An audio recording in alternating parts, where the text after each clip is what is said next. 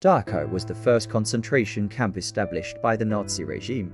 Created in 1933, just weeks after Hitler came to power, it began as a place to imprison political opponents, communists, social democrats, and anyone considered a threat to the new dictatorship. But Dachau quickly evolved into something far worse, a model of brutality, a training ground for SS guards, and the prototype for more than 44,000 camps and subcamps that would follow across Europe. Here, prisoners were stripped of their identities, forced into slave labor, and subjected to torture and medical experiments. Dachau became a machine of dehumanization, efficient, systematic, and merciless. By 1945, Dachau was horrifically overcrowded.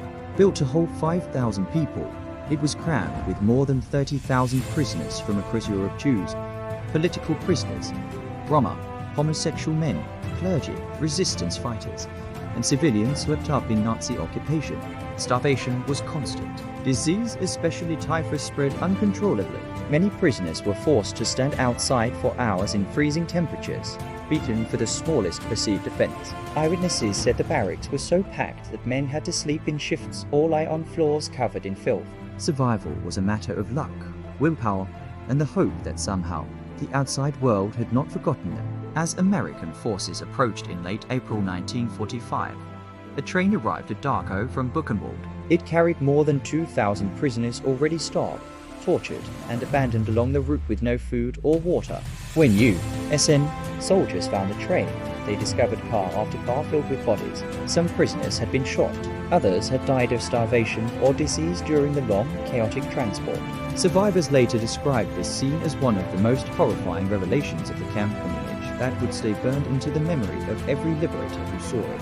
When troops from the SN 42nd and 45th Infantry Divisions reached the main gate on April 29, 1945, they encountered SS guards trying to negotiate a surrender. But once the soldiers entered, everything changed. Prisoners skeletal, weak, some unable to stand, stumbled toward their liberators.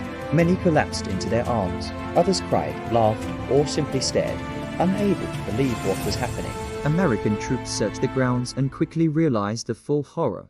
Torture rooms, crematoriums, and piles of bodies awaiting disposal. General Eisenhower later insisted journalists, soldiers, and citizens see these camps with their own eyes because, he said, someday, someone will deny this ever happened.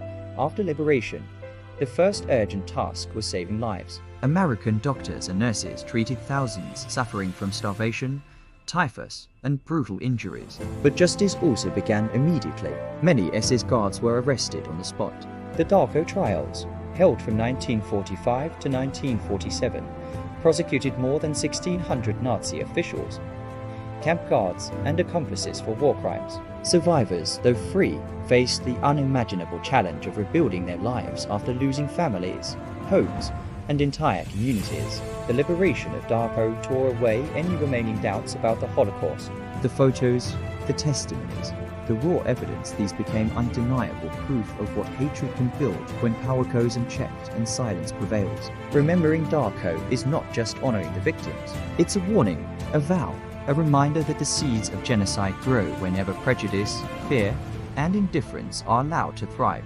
And so, every year, people from around the world walk through the quiet remains of Dachau not to relive the pain, but to ensure the world never forgets. Because when we remember, we protect the future from repeating the darkest crimes of the past.